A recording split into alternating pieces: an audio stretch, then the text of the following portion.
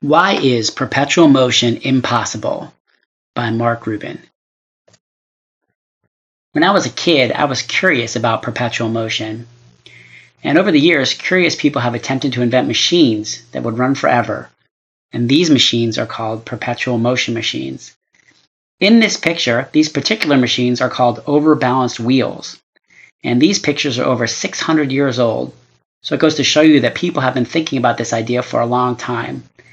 The idea is that if you can set up a situation where there's more weight on one side of the wheel when compared to the other side of the wheel, we will constantly be rotating in the direction of the heavier side. So using these pictures as examples, the right-hand side of this wheel has more weight than the left-hand side based on the position of the marbles that are in the system. And these are marbles right here. And so on. And in this one, the left-hand side has more weight. And in this one, the left-hand side has more weight. So that's how these models are set up. When I was 12 years old, I made the machine in the middle. And I didn't make it by looking at a picture of it. I actually calculated it in my imagination. And when I finished the calculations, I was able to visualize it. After I visualized it, I could see that it was impossible and that it wouldn't work. But I made it just for fun anyway.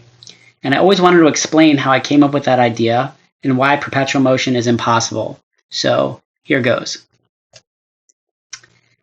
So perpetual motion is fun to think about. And when I was a kid, I used to roll marbles down a Hot Wheels track next to my bed. And I would experiment with different size marbles and different height ramps and different combinations of other things. And I could keep track of all the experiments in my imagination. In other words, I could imagine and replay each time I rolled the marble down the ramp and compare it to every other time. So this is just 4 examples of rolling a marble down a ramp. And they're different heights. And you get different velocities for the marbles and different energies for the marbles. I got very good at understanding the different combinations and resulting velocities and the sounds and the energies released by rolling the marbles from the different heights. And I was able to turn these visualizations into models. In other words, I had a very good idea of how the system worked. But I always had marbles all over my floor in my room. And so I started thinking, maybe I can build a machine that will catch the marbles that are rolling down the ramp and at the same time lift the marbles back up the ramp. And this way I wouldn't have to pick the marbles up off the floor all the time. So I thought about it for a few weeks and I came up with this machine that could potentially send the marbles down a ramp and pick the marbles up on the other side and drop them back up to the starting point.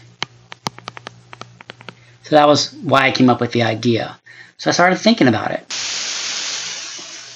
All machines are systems, and I knew this intuitively. Based on my models, I was able to see that a system is really made up of 3 different functions, and those functions are energy, information, and rules.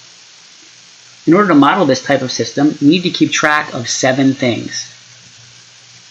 You need to keep track of how it works and how much of something is being processed, and you do that by understanding the structure of the energy. The information tells you what is happening. The rules tell you why it is happening and who it is happening to. In each of the structures, the energy structure, the information structure, and the structure of the rules, you have to keep track of where things are happening. And when that's done, you have to keep track of when things are happening, which is basically keeping track of time. Those 7 things together map out the system. So let's talk about this in context of a perpetual motion machine. In terms of a perpetual motion machine, the energy comes from the rotation of the wheel. And how much energy is related to the number of marbles in the system. The information tells you what is happening, and basically what you want to do is measure at different sequences in time, different snapshots in time, the distance of each marble to the center axis. And it is the summation of those distances from the left and right side that will tell you if it's overbalanced or not overbalanced at each sequence in time. And also, since the marbles are rolling around in the system, you have to keep track of the sound that they make. And we're going to come back to that idea. So why is it happening? Well, it's happening because the marbles are rolling around on these curves. And who is it happening to? It's happening to me. I'm the one who's imagining the system. So the hard part is keeping track of where things are happening. And that, again, is the position of each marble at snapshots in time. So what you have to do is imagine the wheel, imagine the position of all the marbles, and then rotate it a little bit in the counterclockwise direction. And in doing so, the marbles will move to new positions, and they'll have new distances from the center axis, and so on. And if you can keep track of that, you will keep track of where the marbles are moving. And when it is happening, you have to keep track of time, keep track of how long things are taking to move through a system. And if you can keep track of those 7 things, you will understand that it's not possible to make a perpetual motion machine. And the reason it's not possible is because of this one, because you can hear the marbles rolling around. What you're hearing is friction, and the friction between the marbles and the ramps. And the fact that you can hear it tells you that energy is leaving the system. And that energy is becoming information. And that information is sound. And the fact that you can hear the sound will tell you that it will eventually stop spinning. And that is an interesting observation. So what did I learn from thinking about perpetual motion? I learned a few things. I learned that I've always been curious about how things work. And this curiosity led me to think about the relationship between energy and information in systems. And this understanding enabled me to determine that perpetual motion is impossible. So no matter how you set things up, nothing runs forever.